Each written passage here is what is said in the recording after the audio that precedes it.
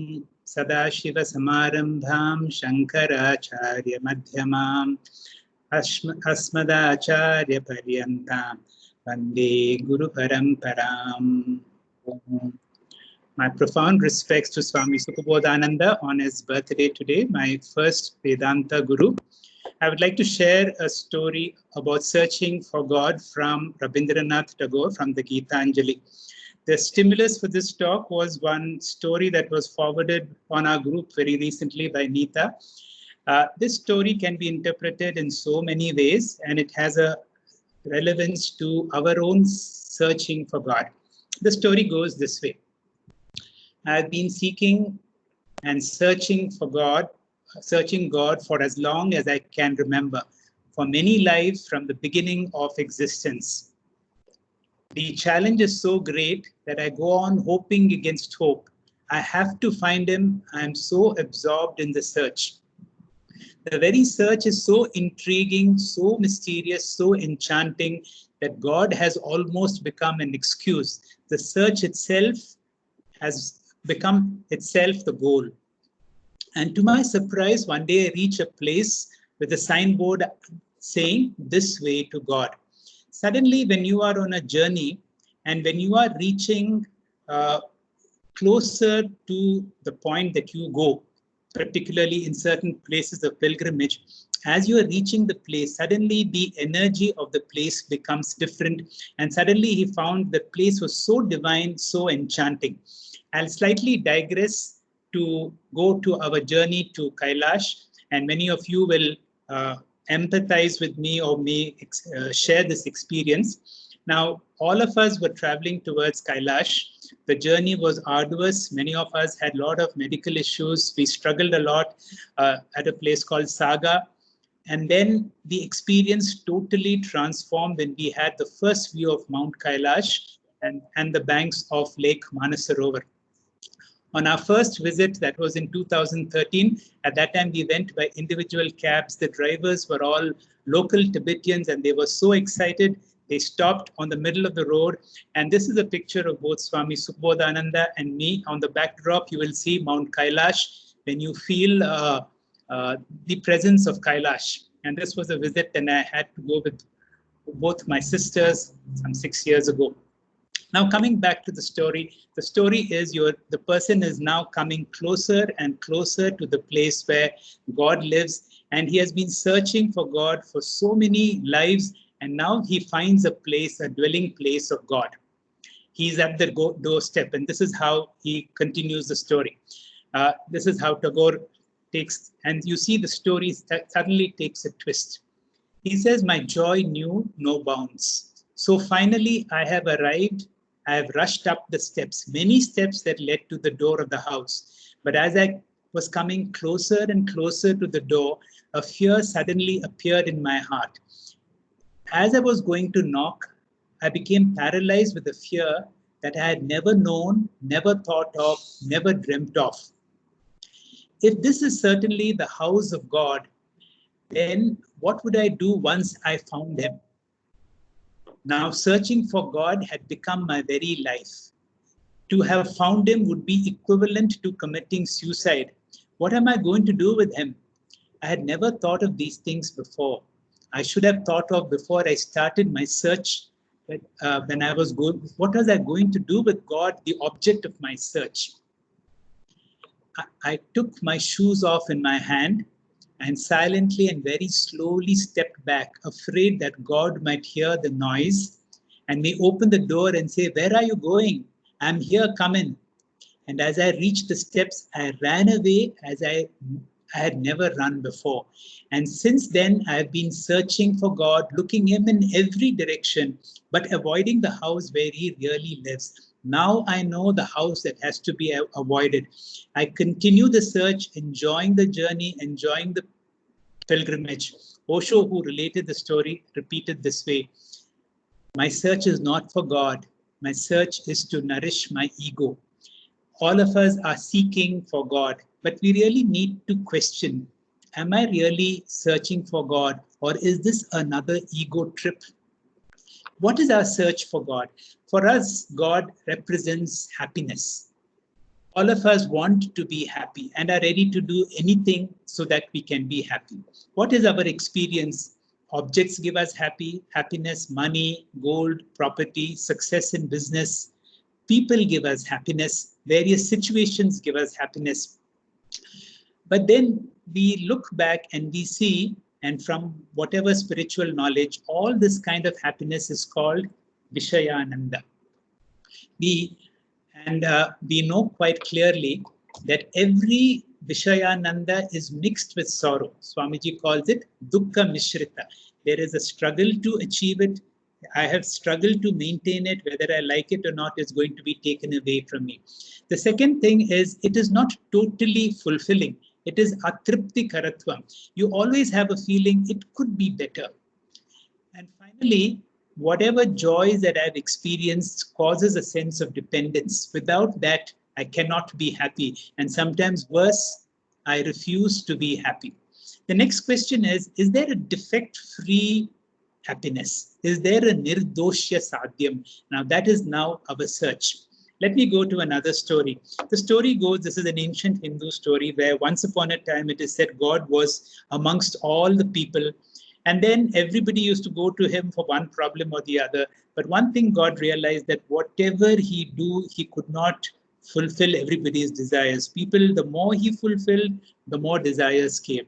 And the way finally God called all his advisors and say, now I have to hide from all these people. It's getting a little too much. Please suggest where I can hide. Is it the top of the mountain, or is it in the depth of the oceans, or is it in the moon? But then all of them said they have human beings have got so much of intelligence, they will be able to come either to the moon or Mount Everest or to the depths of the Pacific Ocean. So none of these are options. And finally, one old angel comes and whispers something to his ear. And then God nodded. He said, the only place a man may never think of is within his own heart. And that is what our scriptures say, Yo Veda Nihitam Guhaya Parame Yoman. That means God decided now to hide within our own heart. Now that we know God is hiding within our heart, and even if a cardiac surgeon opens up the heart, God is able to hide in such a way you're not going to find him. This journey is not going to be an outer journey. Compared to the journey that we were going to Kailash. When you're going to Kailash, every other day we had to go to Decathlon to get more and more things. But the inner journey is totally different. The inner journey involves giving up all these things. And the inner journey is possible thanks to all these guides that we've had, Sadashiva Samarambha, Shankaracharya, Madhyamam, Asmadacharya. And these are the gurus who have helped us to discover the path which is going within. The rest of my talk is analyzing what we have already studied. We have just went very deep into the study of the Mundaka Upanishad, and I will touch on few verses which I think are particularly important and analyze them in the spiritual journey that we are, the journey for the search of God, the inner journey. The 12th mantra in the second section is a landmark mantra that we need to listen to Swamiji's audios many times until it reveals its meaning for you, so that we know that going out and out and out is like a journey towards the horizon. I become more and more successful, but one thing I realize, the gap between me and the horizon becomes a constant.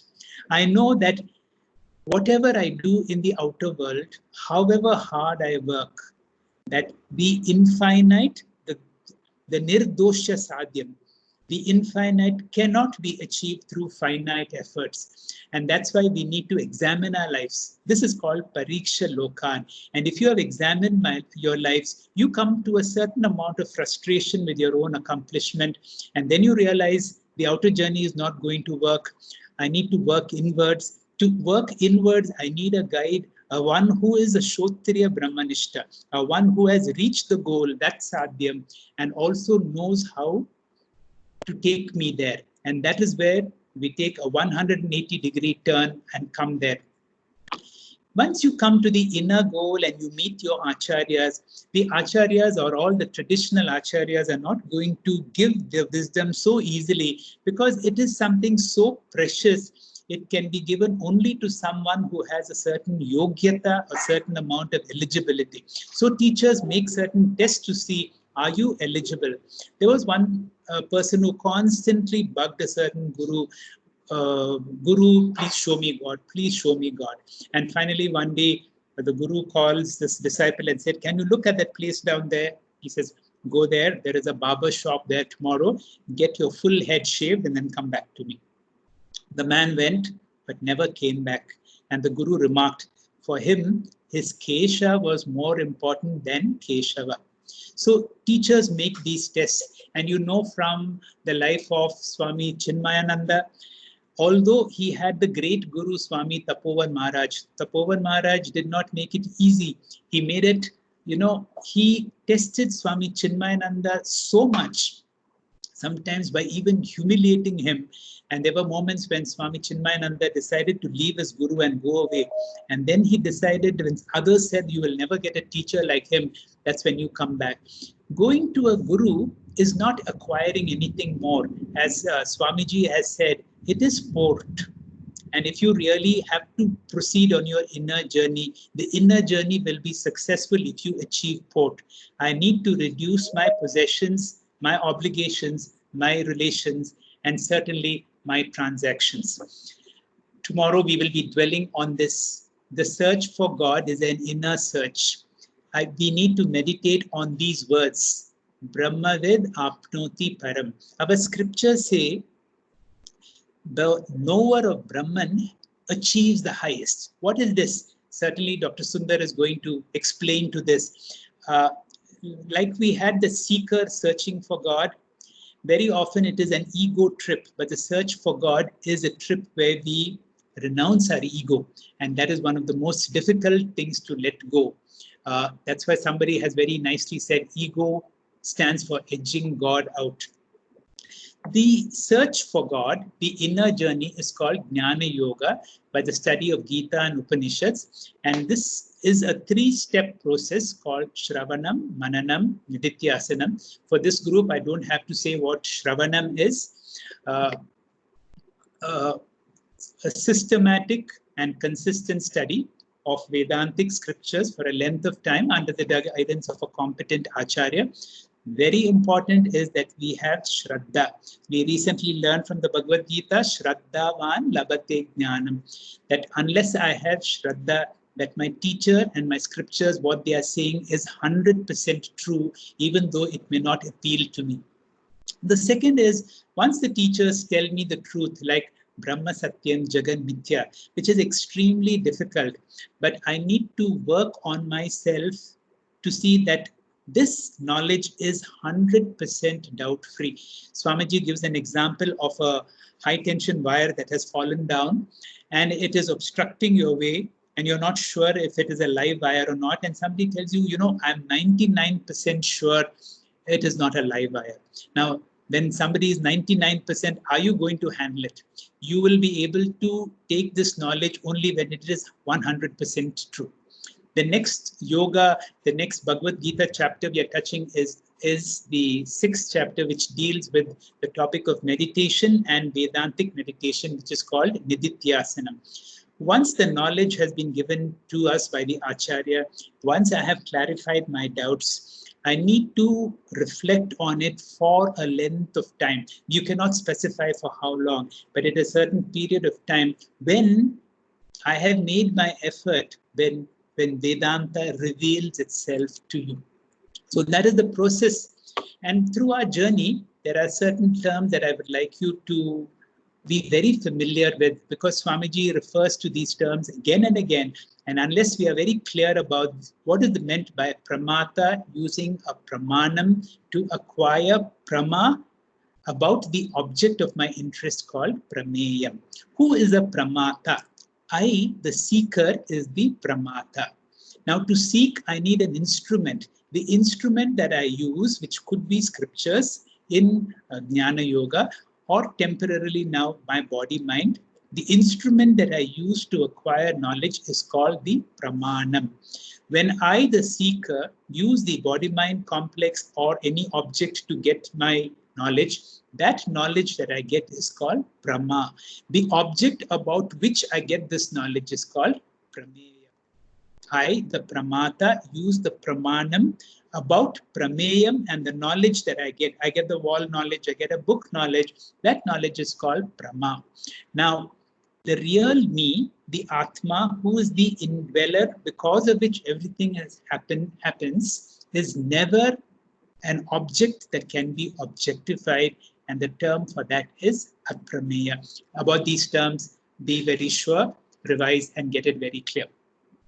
When we study the Upanishads, there are a few things we need. The word Upanishad means Guru Upasadanam, going close to a Guru. Upa means coming close to a Guru. Ni means Nischaya Jnanam or doubt-free knowledge.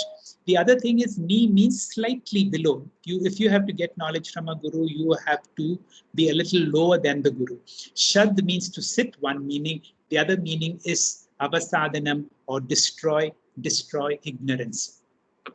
Now, I will revise one or two verses which I think are the landmark verses of the Mundaka Upanishad, because it is in this Upanishad that we understand Brahman as Sat or Brahman as existence. The Upanishads are very brilliant in their questions, and the question that is asked is by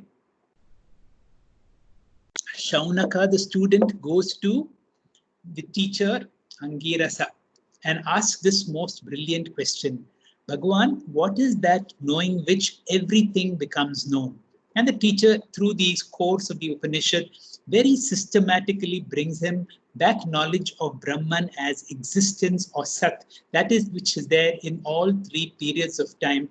And the climax is the 10th verse. When we are studying the 10th verse, which I think is the real superlative verse of this chapter, many of us have understood, but if you have partially understood, I would recommend that you listen to Swamiji's audios many times, and then I'm happy, and many of us would be happy to be able to share if we have understood the real essence of this mantra, which says, Purusha evam evedam vishvam karma tapo brahma paramritam etad yo veda nihitam guhaya so avidya grantim dikiratihi somya. That means this whole world around me, which is the existent world, which is the product of my karma and upasana. Now, this I should be able to recognize that existence outside me is none other than the consciousness within me. And when this understanding happens, that Hridaya Granthi, that ignorance becomes weakened, and the teacher reveals it to the student, oh dear one, oh Somya. A few verses later in the next section comes the verse of celebration. This is the verse of celebration, because then the student has understood. This is a liberating verse when he says, Vidyate Hridaya Granthi. All my doubts have been dispelled. All my karmas have been exhausted when I have understood the aikyam between the existence outside and the consciousness within. In the next section, or the last section, is a very delightful explanation of the two birds. But remember all the time, they are not two. There are two aspects of me.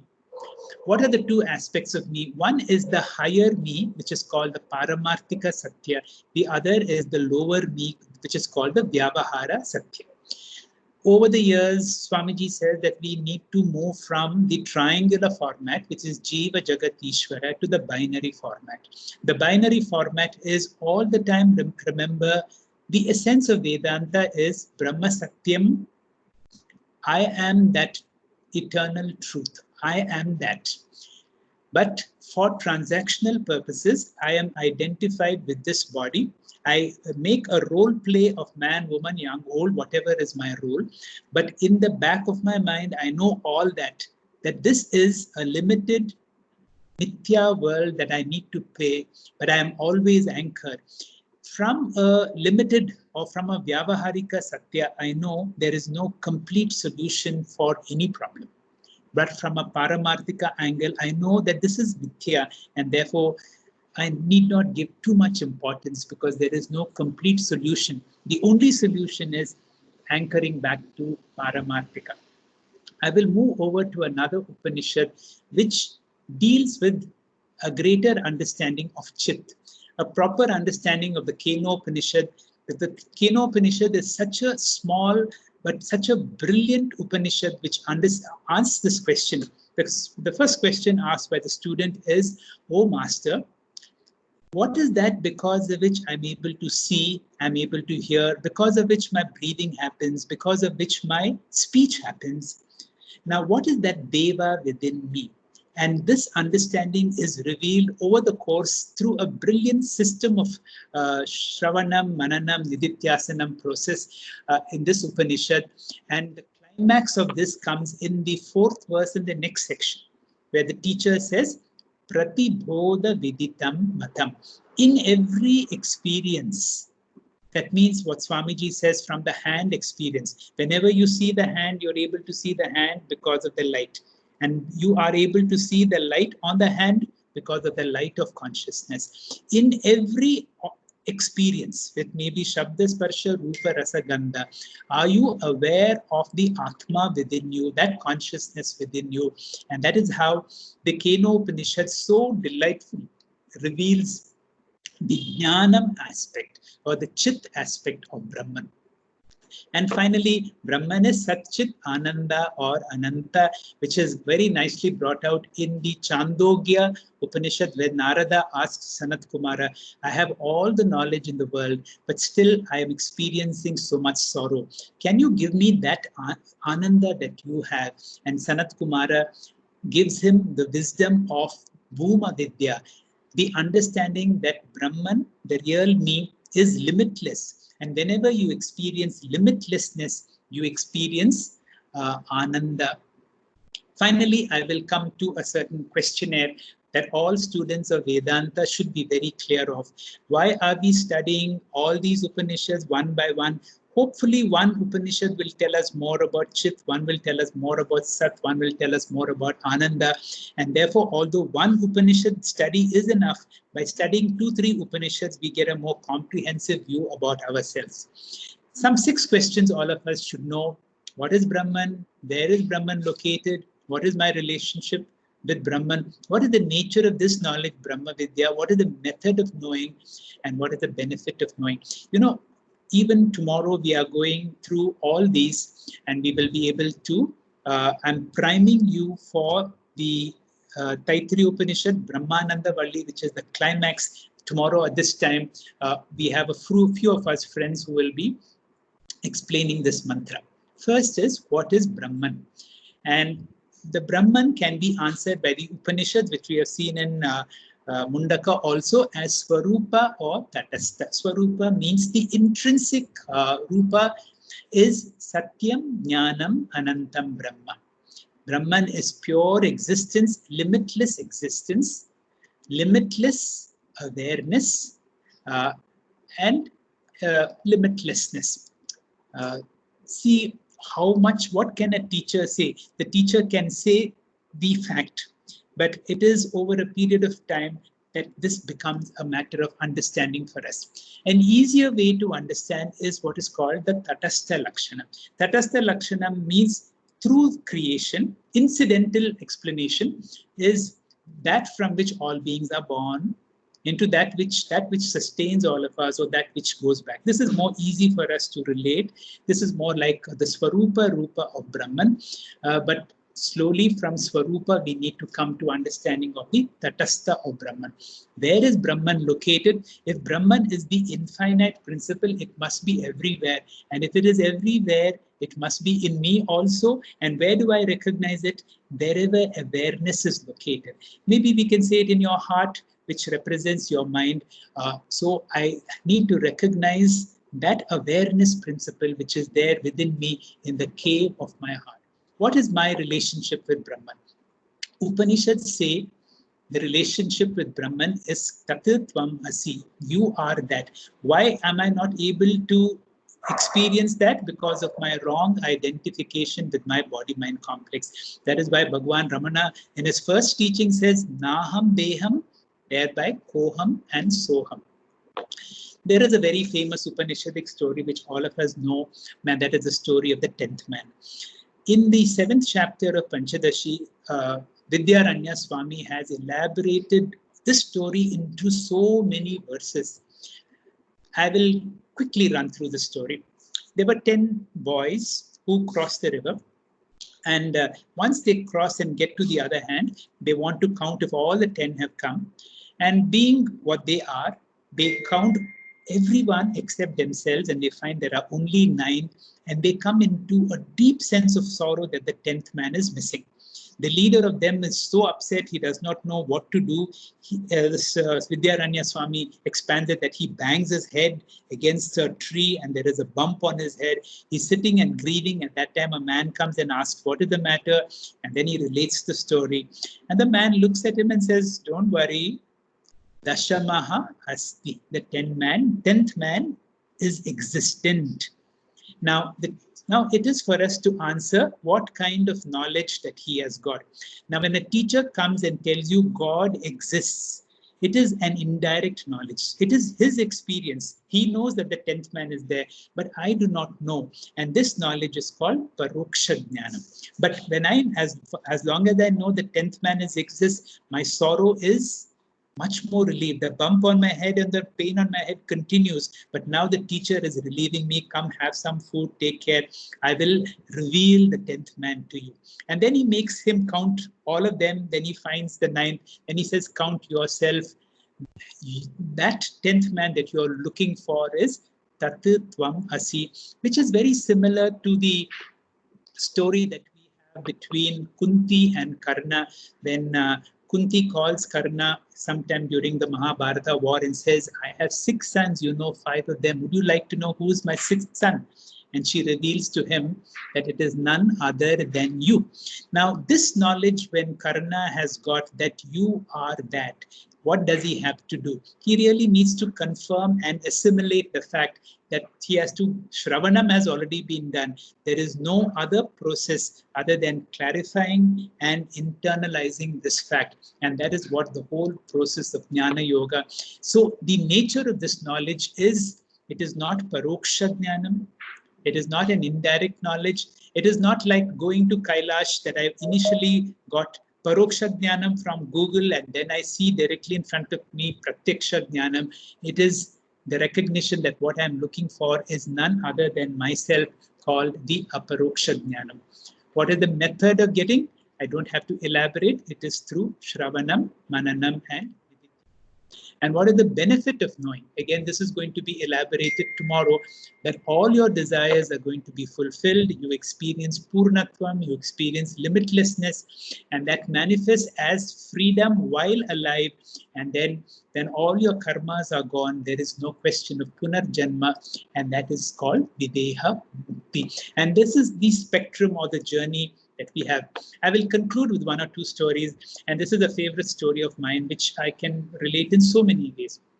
Many years ago, it is said that there was a huge statue of Buddha made by certain Buddhist monks, and it was a golden statue, and it was such an expensive golden statue, but the monks did not have the means to protect it. Now remember, they spent all the money making a golden statue.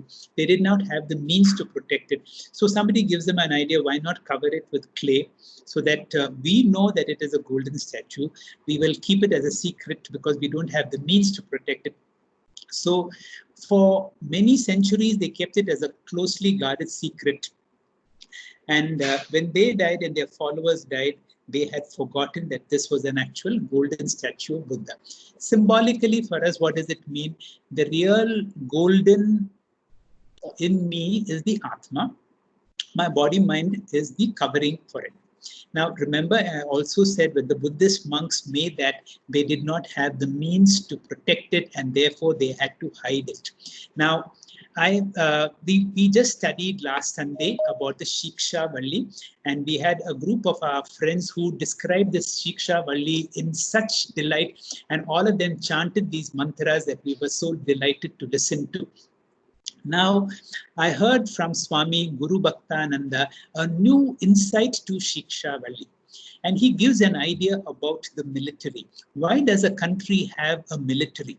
A country has the military to defend its own treasures. If India does not have a strong armed forces, then our treasures will be plundered by somebody. And he said, Shiksha Valli is the defense. It is the military for the greatest treasure that is going to come, that is Brahmananda Valli. The Brahmananda Valli, which we are going to be exposed tomorrow. Now, when the ancient Indian masters discovered the Vedas, which were true, they gave it a shell of covering through the Veda Purva.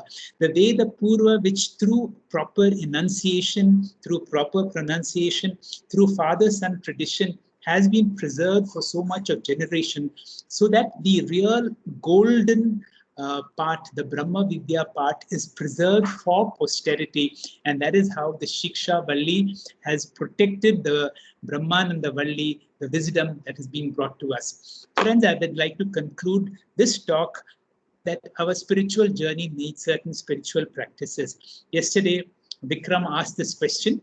So I will quickly run through certain practices that I have been inspired to do. And that is, when you wake up in the morning, before you touch your feet on the ground, remember these three things: Karagre Vasate Lakshmi, Kara Madhye Saraswati, Madhye Saraswati, Karamule Sthite Gauri, Prabhate Karadarshana. Before you put your feet on the ground, because that is the time when Triputi starts, Jiva Jagat Ishvara. The best way to experience Triputi is Vishwarupa Ishvara Darshana, by seeing Goddess Lakshmi on the ground, and make this prayer, Samudra Vasane Devi. Around that same time, remember what Swamiji has said, to shift to binary vision. Understand that you are none other than Dakshina Murti, and you need to check on the apasmara of forgetfulness, that you are the Satyam and this whole world is Mithya. If you have a picture of your parents nearby, seek the blessings of your mother, father, and guru by uttering this word, Matra Devo Bhava, Pitra Devo Bhava, Acharya Devo Bhava.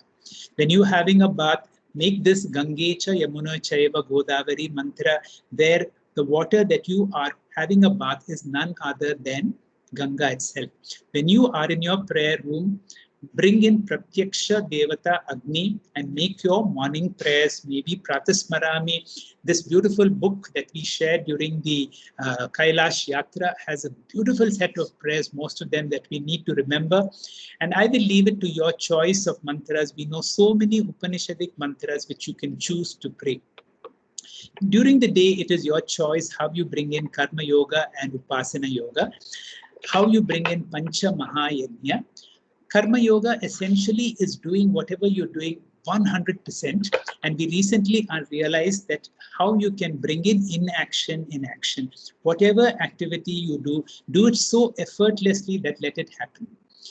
Part of our process is to bring in some 15-20 minutes time in your prayer room for meditation, that is Upasana Yoga, and then do an open eye meditation, that is Zen. When you're walking, you're meditative. When you're talking, you're meditative. When you're listening, you're meditative. Your body needs yoga, pranayam for fitness and flexibility. We eat so many times a day. Bring in that prayer, Brahmarpanam, Brahmahavi, Annapurne, Sadapurne, a few minutes before prayer, and your whole eating becomes a great experience. While we have a set of prayers in the morning, remember the evening time, Sandhya, is another time for prayer. We will study the Isha Vasya Upanishad, which has a set of beautiful evening prayers, where beginning with Hiranmayena Patrena to submitting your whole body to ashes. Basmantam Shariram Agnenaya Supataraye Asman. A beautiful set of prayers, because every evening when you prepare to die, we are students of Vedanta, give enough time for Gita Upanishadic studies, and I would recommend, come what may, find 4 hours per day for Vedantic study. I will conclude with another story that I heard from Swami Sukubodhananda many years ago, which I have told many times. Sant Kabir went to Kashi, went to Kailash, could not find God. And then he did 3 things which maybe his guru told him: be very silent, like a Ramana or a Lao Tzu, be very aware, like a Buddha, Be very loving, like one who loves his Guru, Shraddha, and be very celebrative like a Krishna. Kabir realized one thing. Whenever he was deeply silent, when he was deeply aware, when he was loving and celebrative, the need for God disappeared. And instead, he heard a voice which says, Kabir, where are you? Oh, Kabir, where are you? What this story means to me is, when we do our efforts are only maybe part of the way. God will come towards you. When you are aware, when you do your Shravanam, Mananam, Nidityasanam, and all these spiritual practices, God has a way to reveal himself to you, because unless he reveals him to you, our efforts are only a small percentage. It is a matter of time. Then all of us are able to experience Brahmavid Apnoti Param. Om Purnamada Purnamidam Purnat Purnamudachyate Purnasya Purnamadaya Purnameva Vashishyate. Om Shanti Shanti Shanti. Om Sarve Bhavantu Sukhinaha Sarve Santu Niramayaha Sarve Bhadrani Pashyantu Ma Kaschid Dukkha Bhak Bhavet. Thank you very much. Thank you, sir. Thank you very much.